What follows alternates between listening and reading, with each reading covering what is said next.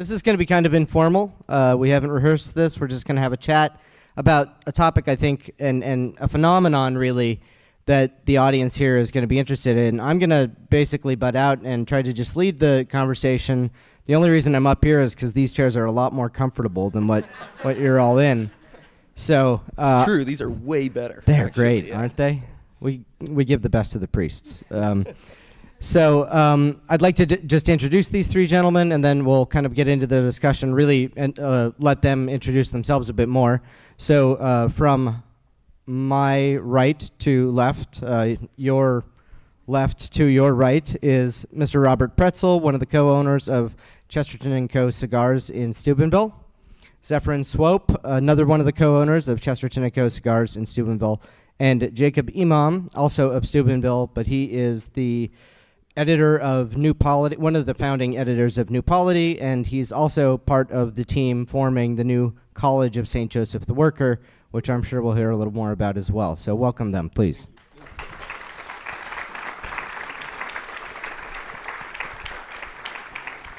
And so, the first question, really, we can just go in that order again, is just to kind of introduce yourselves and how you ended up in Steubenville and working on the revitalization that's underway there before we get into that topic.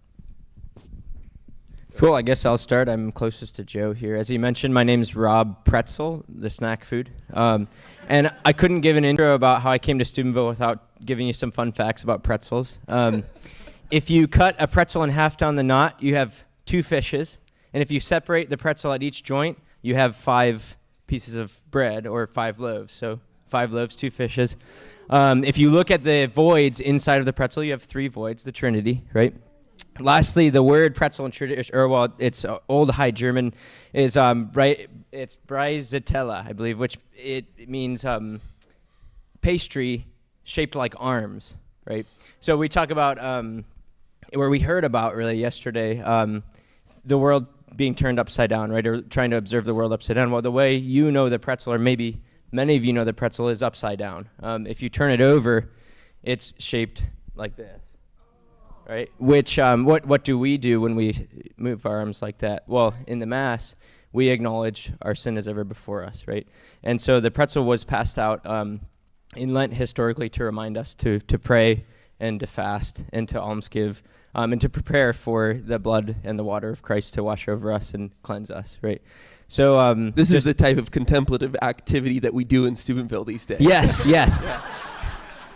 We talk about this and many more things in Chesterton, so come see us there. Yeah.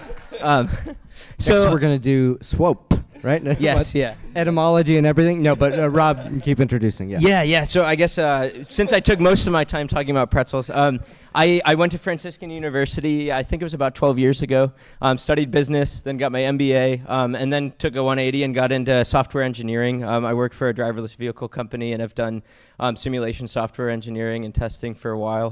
But then by night, I guess, my wife and I moved back to Steubenville. We both graduated from there, and we had a beautiful experience, beautiful community, beautiful engagement with the local families, professors, and faculty, everyone welcoming us into this understanding of how to have family and how to have community in the church. And so we knew when we started having children, we wanted to bring them to an excellent, beautiful, good community like that. And so we came back to Steubenville. And the other nice thing about Steubenville is it was and still is fairly malleable, I would say. It's approachable, it's malleable, and so from the standpoint of wanting to provide resources for my family and for my community, it was an easy playground, if you will, for things like Chesterton's. We're working on a company, a rock climbing gym for the family, and then I opened a Catholic co-working space downtown. So we'll talk more about that, but just some of the context of how I came back to Steubenville. So yeah, thank you. Hi, everybody. I'm Zev Swope. My last name is Swope, and I'm kind of ashamed to say at this point that I really have no idea what's going on with my last name. But my grandfather was adopted, which is how I got the last name Swope, and he's a good soul. His name's Robert Swope, so that's all I got for my name. So I graduated from Franciscan University in 2010 with a nursing degree. I met my wife there. She helped me to get through the program, and in exchange, I agreed to marry her. There's like some truth to that, except I'm just actually really lucky, on both accounts that I graduated and got to marry her. But we have 5 kids now. We live in Steubenville at this point, but we didn't start out there. I moved to DC for my first job. That's where I could. It was difficult to find work when I graduated for a brief period of time to get into a new graduate nursing program. So I found a job in DC. Made some great friends there. I had the opportunity to study at the Pontifical Institute, John Paul II Institute in DC for like 1 semester.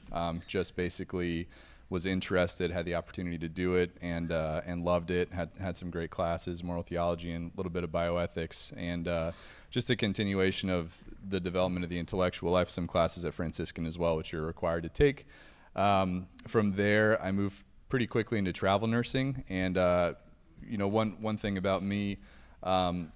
Both my parents were nurses, so that's kind of how I got pulled in or desired to go into that career field early on. They were both in the Army, so the Army Nursing Corps, and then my dad's a nurse anesthetist, so I grew up moving around, and I described my childhood. It was an adventure. It was amazing. It was very nomadic, and I perpetuated that in my own life, my own early career, by continuing to be nomadic and move around, and even to the point where I think my 2 oldest children, they're 2 boys, Finn and Max. They were 2 and 4 when I stopped travel nursing, and part of it was they were approaching school age, and the other practical part of it, I just felt so scatterbrained and shallow, and I think one of the practical manifestations of that is the loss of almost all of my socks.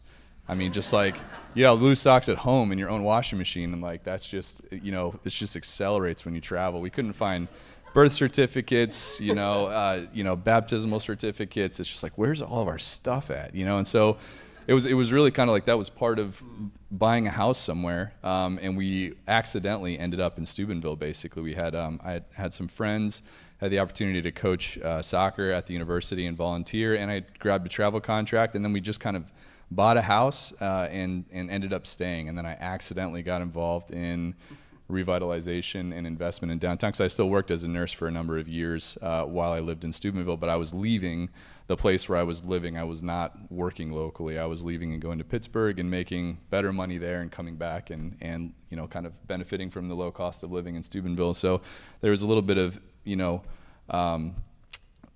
disunion there, I guess you could say, that was resolved in a really peaceful, wonderful way when I started to, surprisingly have the opportunity to get involved in business and localism and revitalization in Steubenville. So that's me.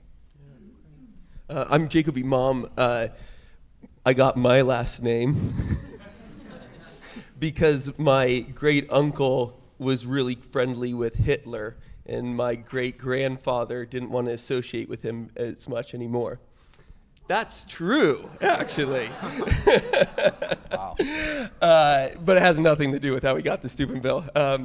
My wife and I got married a few years ago here in Minneapolis, and we had to go to England, where I was still finishing a degree, but we wanted some home base in the States, and we were kind of looking around, and there was a kind of a big question that was on my mind for many years after I came into the church, and that was, how do I make all of my life look Catholic? Because I could go to Mass every day, I could pray my rosary every day, but I wanted to be a Catholic for more than an hour a day. And that's when a friend of mine, he said, what you need is Catholic social teaching, and pulled out Rerum Novarum and Laborem Exercens and some other things out of his backpack and put him in my arms, and that was kind of off to the races then. And to see what as Rob was kind of mentioning, this real opportunity for developing a city according to the principles that the church has taught us, without having set infrastructure and a social order that was more grounded, rooted, and harder to escape from. We can kind of talk about the history of Steubenville at some point. Was really enticing to us, and there's just so many great people, and we thought we wanted to give our kids the best shot of becoming saints, and so Steubenville was kind of a prime opportunity on the map, and so we bought a foreclosed home there and tried to get it ready enough, and then we ran off to England for a little while, but now we're there for good. So that's how we were there. Great. And I think one of the themes already arising as we listen is that kind of typical backgrounds, right? In the sense of it could be anybody in this room, you know, a job like nursing, a job like working for, you know, driverless cars. I don't know what that looks like, but, you know, it could be anybody in this room, and in the same way that Francis of Assisi could have been anybody. He was anybody, but yet he was called out into doing something. He saw, you know, that the church falling down needed to be rebuilt, and he answered that call. And so what I'd now like to turn the conversation towards is the why and the how of what's going on out there, because and maybe we'll start there, Jacob, with the history of Steubenville, because I think all of us have these opportunities in our lives, and these are the opportunities I think Chesterton compels us towards as well when we read him, with his very, very strong focus on the local, focus on doing things that one can. Everybody quotes the line, but I think too few people understand it. A thing worth doing is worth doing badly, right? We have to be amateurs, proud amateurs, and throw our hand in where we can, and not only not let the perfect be the enemy of the good, but not let the bad be the enemy of the good. Because, you know, something done badly isn't not good. Something done evilly is not good. So that's a discursus. Let's go ahead to the history of Steubenville. Why is it such an opportune place for the kind of things that you are building? Because it's defeated, I think, is the answer. But I'll build up to that. It is. I mean, if you come and see it, it is a dilapidated Rust Belt town. It was founded in 1797. A bunch of French Catholics came over with their sheep and a Benedictine priest to found this new city. It was kind of their dream to be able to have a place where they could be truly Catholic in America. Their plan, like all planned Catholic towns, it didn't go as they wanted it. The priest died. They were stranded, abandoned without the sacraments for a while before their bishop, who was actually the Bishop of Baltimore. That's how spread out America was in terms of our Catholic geography at the time, sent them a Dominican. But along the ways, a number of things are happening. It's becoming a farming capital of the United States. Cadiz, which is just a couple cities over from Steubenville, was proudly the sheep capital of the U.S. for a while. Then you see this alteration that's happening throughout the 1800s. If you know kind of the changing banking history of America, the 1800s is really important, and farming really starts to take a major change through it. And so there was a lot of kind of economic collapse, as it were, and people were looking for other industries to bring into our city. And so one of the fathers of our town, a guy named Dorman Sinclair, was really keen to bring mills and mines to Steubenville and the surrounding areas, and he did. And there was an incredible amount of wealth that came with it for some time before the 1940s came, and there was then the trickling of collapse in sight. But it really was a thriving town. We were called Little New York for a little while because of all the cash coming in. And then, as we all know, a lot of cash also often means a lot of sin, and so our name got rechanged from Little New York to Little Chicago, and that's a little bit of a bummer for us. But the collapse started to happen in the 50s, 60s, and then really the 70s. Our population is about 40% of what it once was. And as a result of that, there was a lot of kind of government intervention trying to change things, trying to save the city amidst the collapse as well. And none of those things worked either. We currently have a population of about 18,000 people. 5,000 are in Section 8 housing, so government-subsidized housing in the U.S. I've been told that downtown Steubenville is the highest concentration of government-subsidized housing in the United States. And so being defeated is actually a great place to begin, because when you don't really have anything except for, Jesus and your friends, that's a pretty good place to start,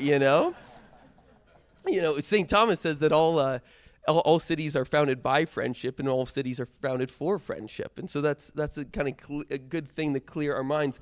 But I think the other thing is that we no longer buy the promises that are regularly touted around by the world. We fall for a lot of them still, don't get me wrong.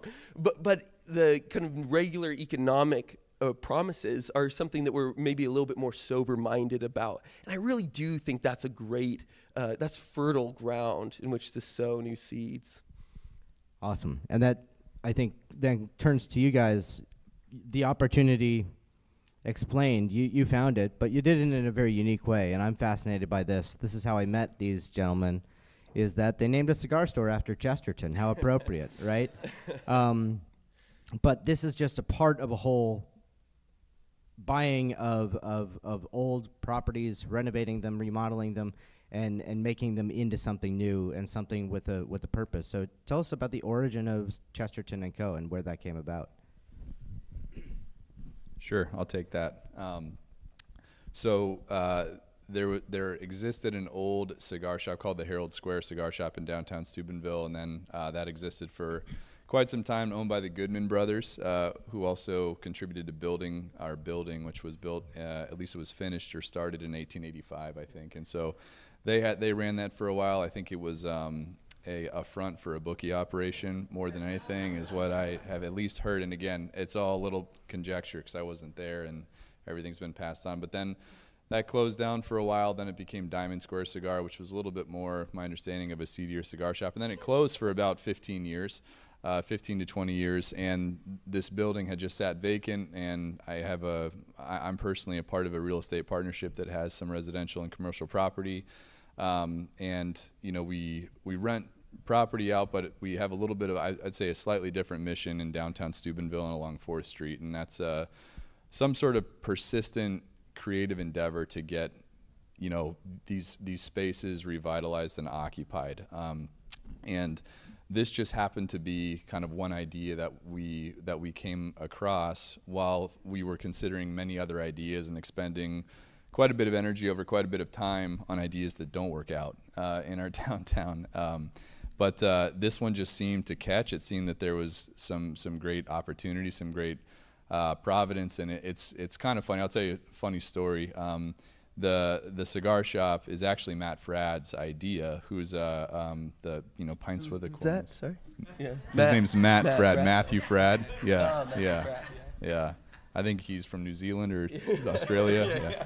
Yeah. So it was his idea, and we built a business plan, and kind of, long story short, he loves to smoke cigars, and he wanted a place basically to just be able to read and contemplate and smoke a cigar, and that's really why he wanted a cigar shop, and and to meet other people as well. And so we ended up bringing that to fruition, and it just seemed that it worked out. And I will say, for me personally, for a while before that point in time, when we were trying to get businesses along our historic 4th Street occupied, we were courting other people and trying to convince people or go and find restaurant owners that were successful to occupy a space in a downtown that's coming back, but that's still a little fragile, I would say. And we and people have goodwill and the best of intentions, but oftentimes you just find it doesn't work out, and that's the investment of time that just kind of, you just keep going.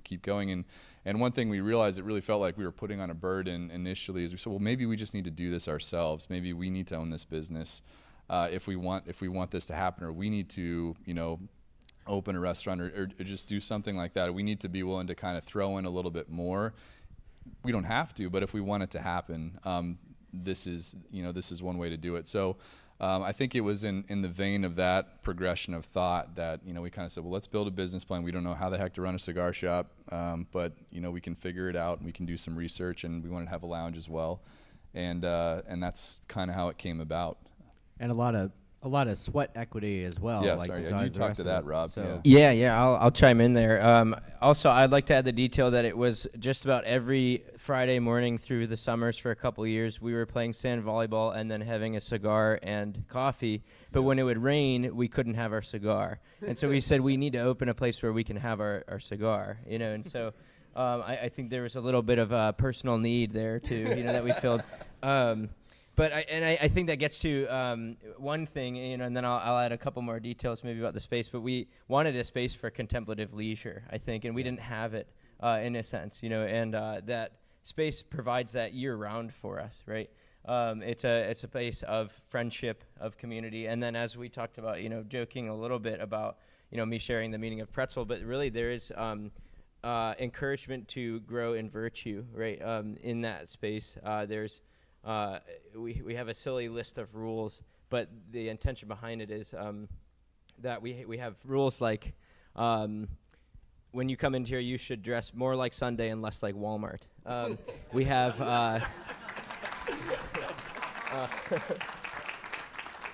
rules along those lines that are fun to read and silly to read off, but they are enforced. They're very strictly enforced, and so I think. Yeah, when it comes to opening the shop, though, it was Steubenville being approachable, but approachable for people like Joe had mentioned. I would like to say normal and diverse in our normality, right? None of us that started the shop necessarily were richly endowed, maybe, to be able to finance the whole project. So we said, well, let's bring what we can, and what we can is a little bit of finances and a lot of our time and our work and our effort and our blood, sweat, and tears, and I think as an example, we got, this is a beautiful example, actually, of the utility of your workshop. I was fortunate enough to be able to help Dave and Jacob, and we had many nights tearing down ceilings and singing great songs, Irish songs, and to prepare a wood shop, which then directly benefited us when it came time to build the humidor. There's this 14-foot, 2-inch tall, 12-foot 6 by 12-foot 6 humidor that I built. And all of the cedar that trims out the entire humidor was rough-cut cedar we got from a local lumber yard. They imported it, but and we brought it straight over to the workshop, St. Joseph the Worker, and I used their magnificent bandsaw and resawed all of the Spanish cedar and created all of the trim to line the whole humidor and all of the shelving and everything that we needed cedar for. So it was this beautiful, support that was right there. I mean, it was a block away, so we could carry these 14-foot tall shelves. One block, we blocked the whole road. And we did. 8 times, I think. We blocked the entire road with these tall shelves in the middle of the night, and some of these locals like, what on earth are you guys doing?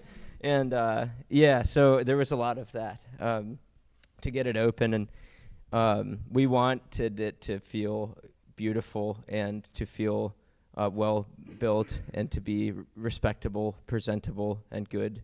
And I think we did have to do some things ourselves, and I'm no expert at trimming out spaces, but I think it came out good enough, right? No, it's an absolutely beautiful shop, and I should have prepared better to have the slides up here with photos of those renovations, because you should check it out. But back to a minor point there, what did Jacob charge you for the use of the workshop for the milling of the wood? I think it was absolutely nothing. I think that and maybe I would say it was goodwill. It was also we did have we had the opportunity to work on that space together, so it was kind of, hey, you helped me get this going, let me help you get your thing going, Yeah, and I think that's there's that energy that's arising that is so fascinating to me. And if you haven't been, I do recommend just going to this town, dilapidated though it may be, and seeing First Fridays, seeing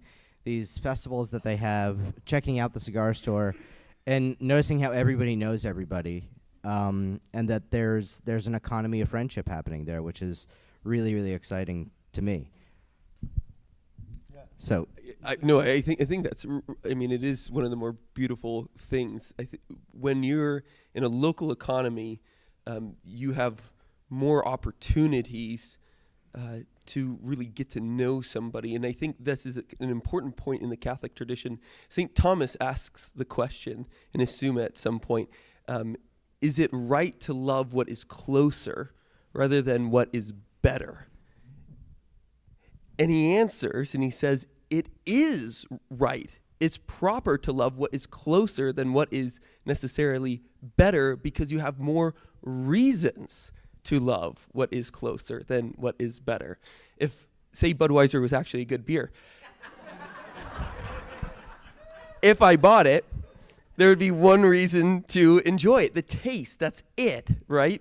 But if you have a local brewery down the street and you get to know Dave and his family, and you have a real relationship with them as a member of your community, with someone with whom you pray the mass, that you commune after work. I mean, there's just so many more reasons to love them.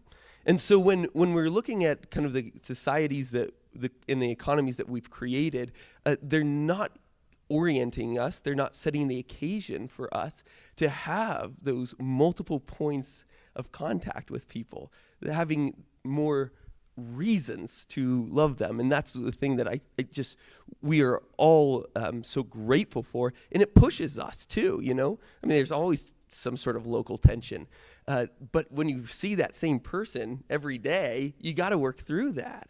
So the occasions to grow in the moral virtues, which are only acquired in active living, are there. And it's a really, it's a rich treat and totally hard, to get used to it, transitioning from kind of the modern economies that are, I think, just totally militarized, I'll say, and maybe I can defend that at some point, but versus ones where it is demanding of personal contact and giving yourself, Well, I would know what you mean by militarized, in the sense that when the only civilizations or organizations of society that have depended on these spread out supply chains, the dislocation of production from consumption, are militaries on campaign historically. And Chesterton refers to this in What's Wrong with the World, where he says that the way in which the modern world has been constructed is a state of constant crisis. This is what he's referring to precisely. When, it shouldn't be a crisis when, you need food to put on your table, and it shouldn't be a tenuous relationship that you have to where that food is coming from. But I think we've learned over the past couple of years as a society how tenuous those supply chains can be, and how easily disrupted. And I think that, it's a good point that they are tenuous and such, but I don't think that's the main problem with them, because most of the time you can get whatever you want. And more often than not, you're going to get way more, from a global supply chain rather than a local one, right? The problem really seems to be that when you've created a military, when you've created an sort of infrastructure for your society that is based upon military needs, and then you translate all of those for basic quotidian tasks, then you are relating to one another as if you're on campaign. So when you're at war, Chesterton has this great quote, is that the good soldier is the one that fights not because he hates what's in front of him, but because he loves what's behind him, right? You are making these sacrifices to not be with those who are behind you. You need to be spread out. There is an extensive division of labor that's going on. And there's a real industrialization that has to happen in order to win those wars.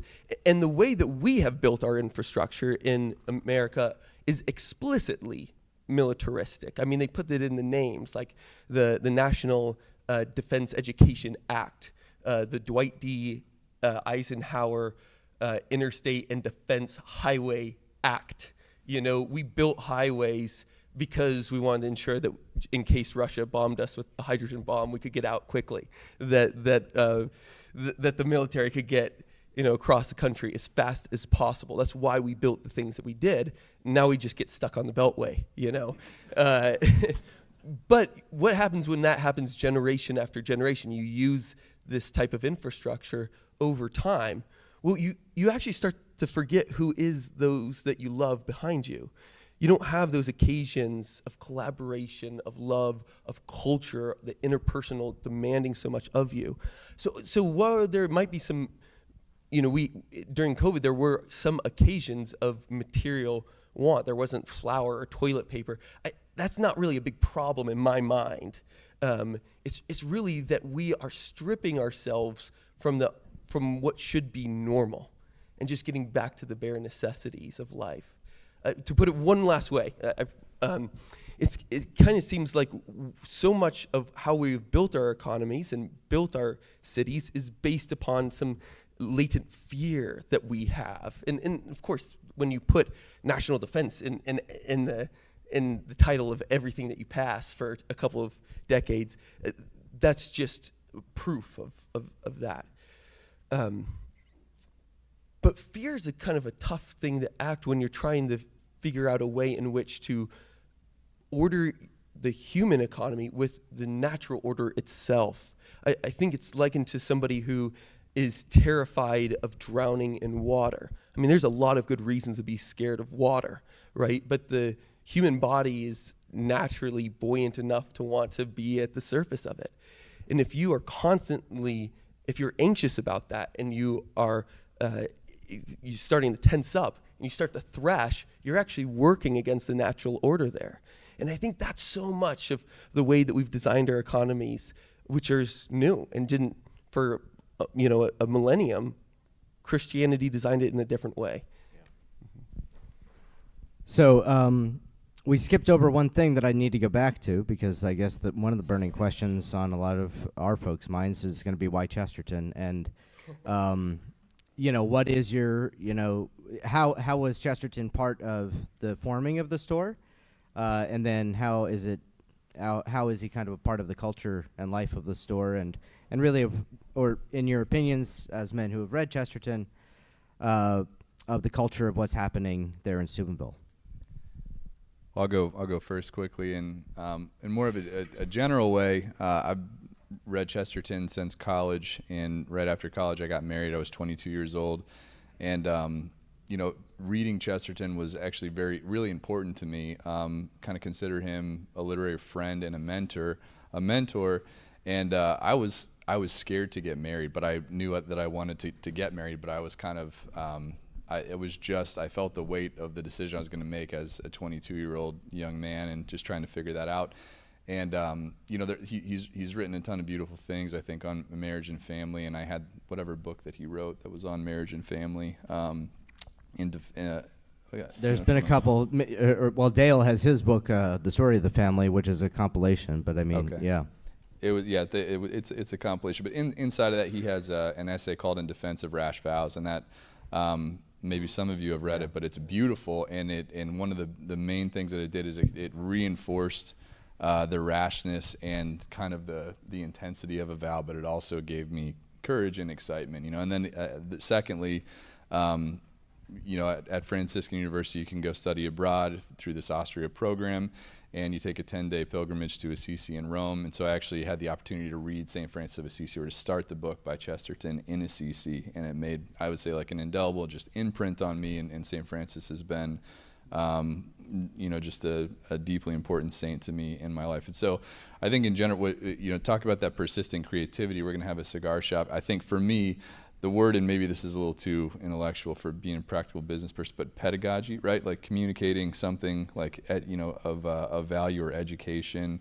Wanted to make sure that our shop had that element. It's like we own this business. It's going to be what we make it, what we, it's like this is our place where we're allowed to have freedom of speech and to have an essence. And so the vision was to name Chesterton and Co, to, again, like Rob had mentioned, to focus on, I think, intellectual leisure and culture and conversation, a place where there's no TVs. We've got good coffee, cigars, pipes, and people do.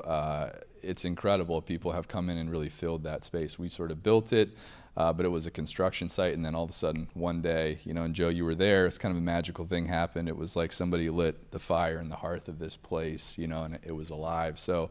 And then we've and you've helped us to gain. I'm embarrassed to say, and I don't know if Gear is in the audience, but we have we mounted a couple of shelves in Chesterton's, and we bought some books, and I thought we maybe had at least 50% of his collection. Zeph's been telling customers that we have most of Chesterton's works in our bookshelf.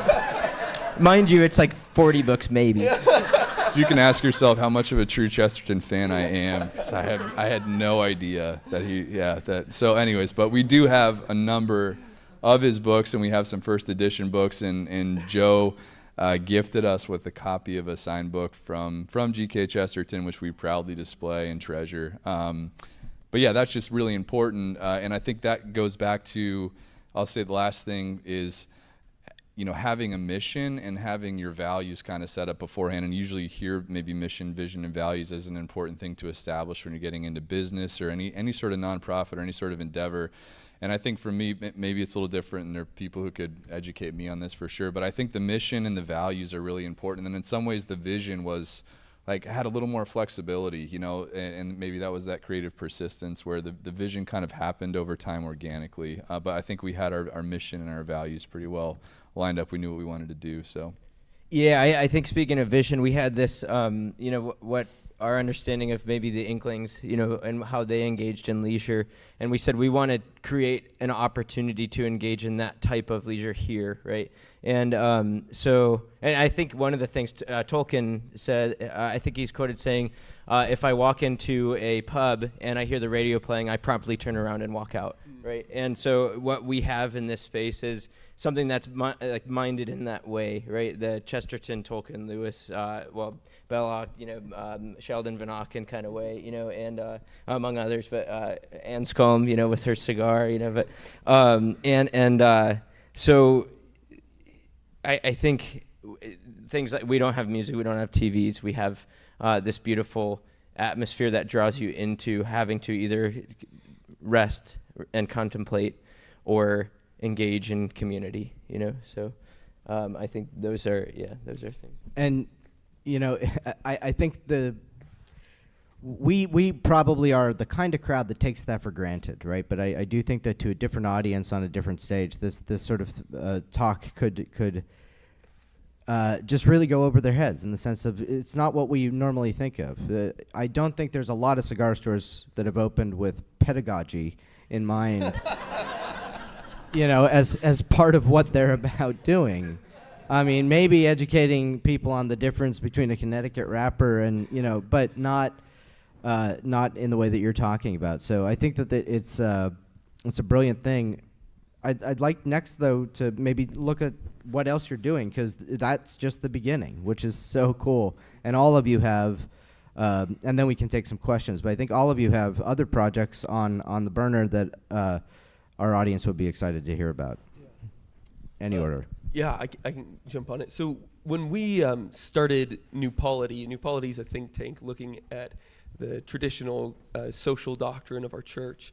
We didn't want to be all talk and no game. We wanted to put some of it to work. And so we started a segment of New Polity as a venture studio, hoping new companies get started. And so we have done a number of things. The Steubenville Workshop is certainly one of those. It's a maker space for those that live in town.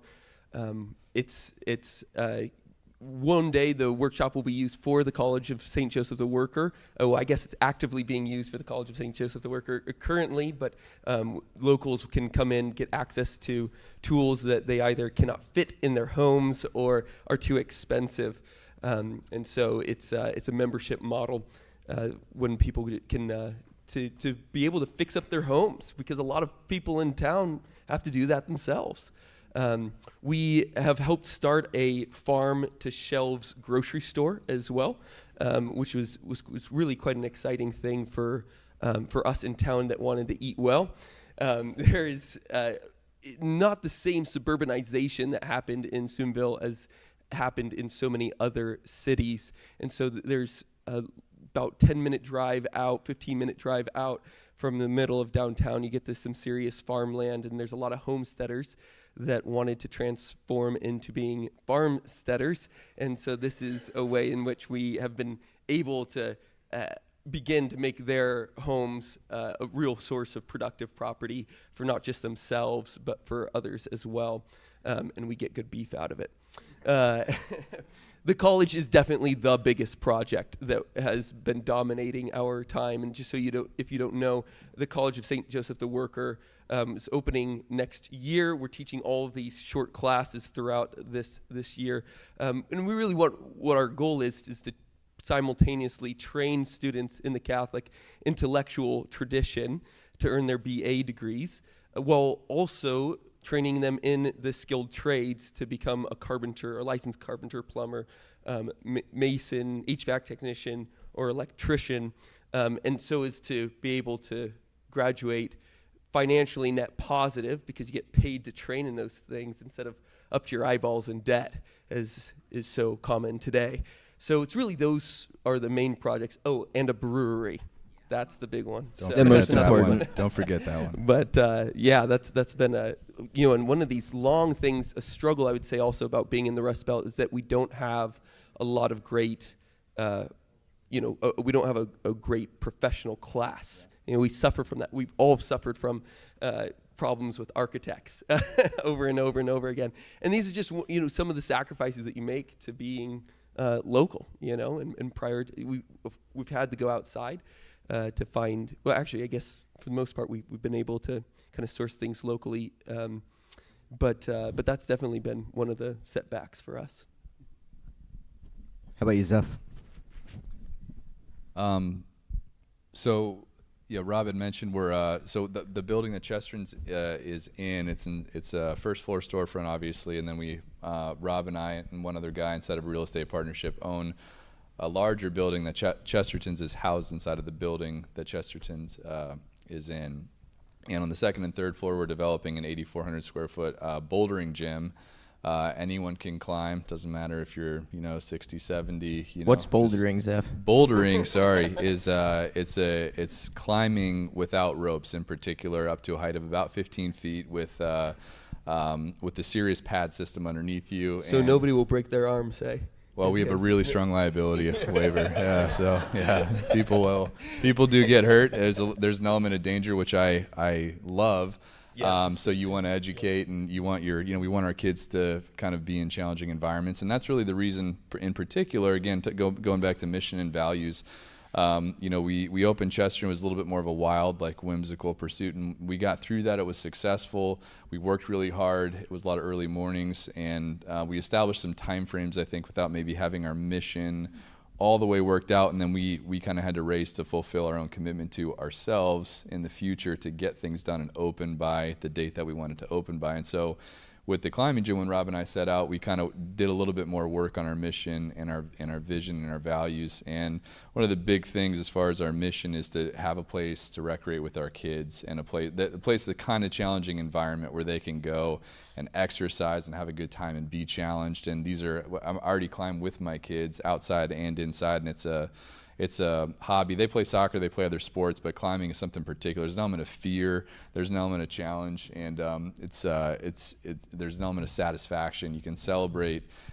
We talked about very early on how it's a very we believe it's a very unitive activity, in the sense that many people do it very well, regardless of age or gender, which is awesome. I mean, so we hope that it's something that unifies the town and gives the town another place to recreate.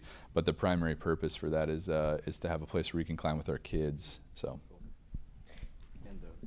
Yeah. So then I started with a few people a Catholic co-working collaborative, and I've actually joked with Jacob about this. I feel sometimes like I'm in a halfway house to localism, where I'm working remote but wanting to engage in the community and transition from that into a total engagement of resources and the like. I think the term might even be unfamiliar, or the concept. Yes, yeah. So, what kind of space are you describing? What do people do there? Yeah, a co-working space is it's a space that provides an office or open office kind of resource for individuals that maybe work remote or are entrepreneurs, or we have a wide variety of people engaging in the space, from insurance providers to software developers to entrepreneurs starting their own business, wanting a mailing address, things like that.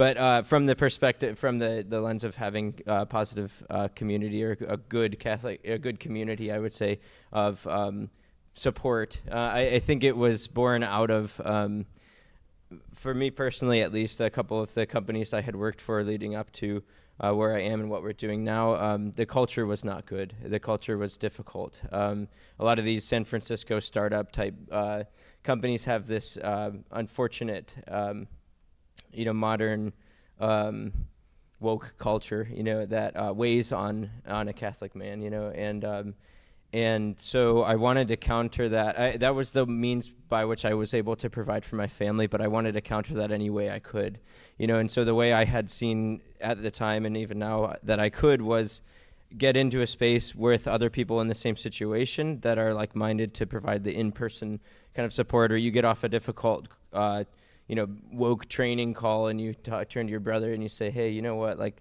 I don't want to be influenced by this. I don't want to be subconsciously trained into this woke mentality. And it's provided that even so much as we'll have a priest come in and provide confessions, before major holidays and things. So that, fortunately, a beautiful thing in Steubenville is that the confession lines are 200 people long at 7 p.m. and I have 4 kids under 5. So that's a little bit difficult. And when there's opportunities where you can have a different atmosphere to engage in the sacraments, it's a great blessing. And I guess that's the roundabout. If it's an opportunity to have a remote work environment where you have good internet, good coffee, and an office where you can take calls in silence without your kids crying in the background. So, so it's also been a way for other people that need that as well, or that work for these other companies that say, I have a void here too, where my coworkers that I spend most of my week with, my waking week with, are not of that same mindset or don't provide me that positive influence, right? And or that want to, be like me in this halfway house where I feel like I'm engaging downtown and I walk by and hey, Jacob, but then I go in and I go into my Zoom meeting with someone in Singapore, and so, that's the idea there. I think it was like wanting to fill the needs both in work and leisure. So you have the contemplative leisure with Chesterton's, the playful leisure of Lialto, the climbing gym, and then the work atmosphere that I'm in right now. So Just another typical thing that will be familiar to our modern culture, right? A priest hearing confessions in an office building, once on a schedule of some kind. We do open that up to everyone in Steubenville, so we're not committing the act of simony, but I have to add that disclaimer. Yeah. So. All right. Well, I'd like to answer maybe just a couple of questions. We're almost back on schedule, but we have, I'm sure that you can generate some ideas yourselves. And I don't think we have, I'll have to come down.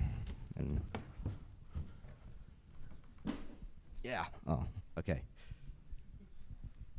So what's it like to be a worker in some of these revitalization projects you guys are undertaking? That's a great question. I'm so glad because I wanted to mention this. For example, at Chesterton's, we have all of our staff are either tobacconist certified or they're training to be, that we provide. We are growing our own tobacco as of this year. So talk about trying to internalize the means of production, right? All of our staff are trained on rolling. So we're trying to do things like that and then provide, a distribution of what profits we gain off of that local ingestion of the means of production to those that are performing the production, right? So that's a huge thing that we're really excited about. As an example at Chesterton's, yeah. Hi there. I love the panel. It was super. It caused me to think about 2 things: video games, number 1, and then where's the next Steubenville, number 2. But as you were talking, 2 words popped out at me. The idea of construction site and the idea of spaces, and that made me think of adult men playing a lot of video games, right? And it's the idea of escapism, but actually it's slightly different because mostly it's them creating work on the video game. The video game is an accomplishment rather than the accomplishments that you're talking about in building this up. So I just wanted somebody's perspective, either of you. And then the second thing is Steubenville sounds to me like what's popped up at Clear Creek or Ave, maybe Santa Paula with TAC. Where's the next Steubenville that might not be connected to one of those type of Catholic colleges in the country? Where else are you seeing that? That's a really rich question, or set of questions. To start with the city one, I really do think that having an anchor institution is essential for having a rich Catholic community, because you need something to sustain it. You know, Steubenville would not be Steubenville without Franciscan University.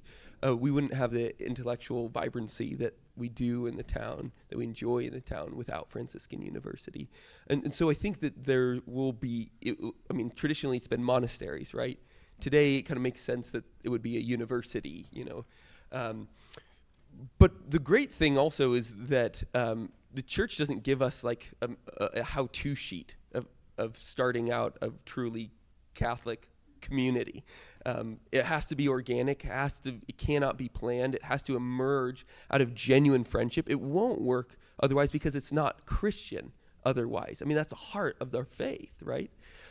So the church offers us principles, and then we have to figure out how to apply them. And so I would imagine, if I was taking a guess, that it would be, you know, around a few of these new build monasteries that are coming up, and but we'll see what happens there. In terms of video games and us and men wasting time, you know, something actually, this is crazy. So I was in the airport not long ago, and there was my family and I were sitting at a table before our flight, and there was a guy that came and sat down next to us, ordered a chicken salad, and then when it came out to him, he took out of his bag a great big hunk of chicken and added that to his salad. I mean, he's like huge, you know? And then he proceeded to take out his phone and play Pokemon, you know, while eating lunch. I was like, that's what's wrong with our society today. Because he's spending all this time getting super buff, taking supplements, like, you know, spending a lot of money on extra chicken, all this stuff. And then it's like, you're not even using any of that for productive means, bro. So it was just so frustrating. And screens, I think, are screens are just so disturbing, because what are they designed for? Like, what's like the phenomenology of a screen? Well, it's meant to change. That's its design. So what it ultimately does is it reduces the dynamic experience that we could have with it. Because at the very minute that we're no longer pleased with what it's presenting, we can change it. I mean, even take something as simple as like reading a text on there. I can get rid of that if I want, versus reading a book. That's just a thing in reality that I have to deal with. You know, I don't get to define reality in the same ways, and so I really do think that reduction of our reaction that happens with a screen, with our habitual use of a screen, starts to produce really two impulses in us, like or dislike. And there's no question that those are the words that we use on social media all the time. So I really think that reduction of our complex souls is a huge problem. It doesn't help us square with reality, and it does distract us from the occasions of self-giving. St. John Paul II in Centesimus Annus says that a structure should be rightly defined as a structure of sin insofar as it impedes our ability to give the gift of self to another. So these things, these technologies that we're creating, we can't call them evil, because evil is only a description of our own will. You know, something's not intrinsically evil. Our soul is the thing that needs to have that label, that description. But does it occasion, you know, what John Paul calls that structure that separates us from having the ability to give the gift of ourselves to another? Yeah, I think a lot of these things do. You know, and we just have to be more careful about the technology that we're habituating ourselves towards, even if itself is not evil or wrong. The people in the defeated community before you arrived, people there for We were just defeated in other ways, yeah. man. Yeah, But there's every community that's transitioning like this has the dynamic of intergenerational poverty, the vices that go along with that, and then new folks arrive who are going to fix things. Is there skepticism? Is there resentment? Do they think, here's these hipster Catholics, they and their friends are gonna build their playgrounds, and just my rent's gonna go up, and my life won't change? I mean, Mark totally is a hipster. There's no question about it. Yeah.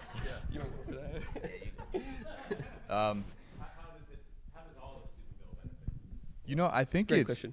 I feel personally a sense of like fatigue, of being like defeated, which is interesting because I would say like in the Ballad of the White Horse, Chesterton talks about, the English, right, being not so tired of losing as the Vikings were of winning, which is a beautiful, kind of paradox there. But I think like there's a sense of like a tired kind of defeat, and it's not so much like, it's almost like they're sometimes you get a feel that there's too much fatigue to even be resentful. There's kind of just an apathy, is sometimes what I pick up, or like a numbness, and definitely not from everybody. But if you're asking about, maybe the more negative interactions or some of what you deal with, that's the most difficult. And I don't want to define, because there's so much positivity, and there are so many people in the town, that I don't personally know that give the town its history and its culture and its richness. I don't know all those people yet. I think I'm just kind of starting to seep into being more local, and I'll meet someone next week that I'll have never met before. So but I think that my answer would be more positive, in the sense that when you come across those things, I think what the experiences of like when we open Chesterton's up, or Mark Nelson is another individual who's been a pioneer in developing new businesses, and he described he opened up a Nutcracker, a Christmas village basically, or an Advent market, and he built these booths to mimic what they do in Europe. In Vienna has a large Advent market, in Salzburg and other places, Poland. And he built these booths, and he did a Christmas tree lighting in downtown, in a place where for a long time people were scared to go, and there was no perceived value of why would we even go down there.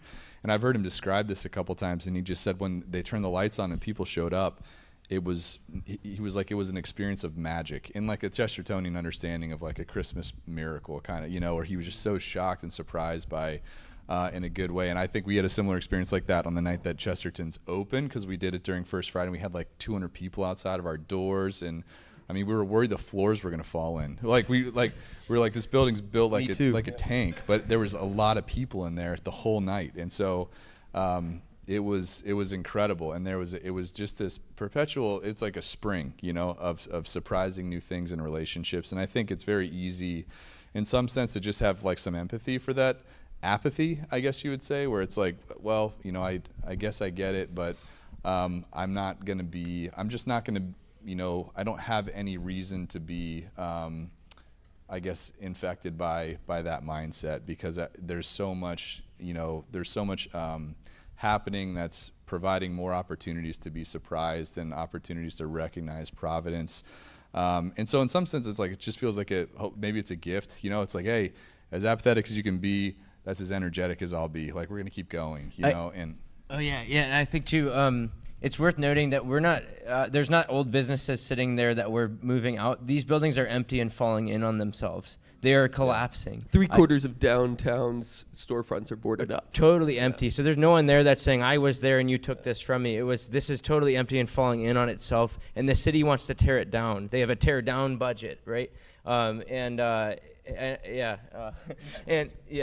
so Sometimes they get it 2 for 1. And the other thing is, it's like all these old timers that are saying, oh, I remember coming in here as a boy when this was Herald Square, Diamond Square Cigars, and you've brought it back, thank you, right? So yes, there's the one-off, individual that's, oh, I don't like that you're smoking indoors, you're not supposed to do that anymore, But then there's many that are saying this building was, 2 weeks ago, I had one of the buildings, the wall was literally coming down, and we built this membrane to pull it back in and say, please don't fall down yet, we want you. So yeah. All right, let's hear a round of applause for these guys.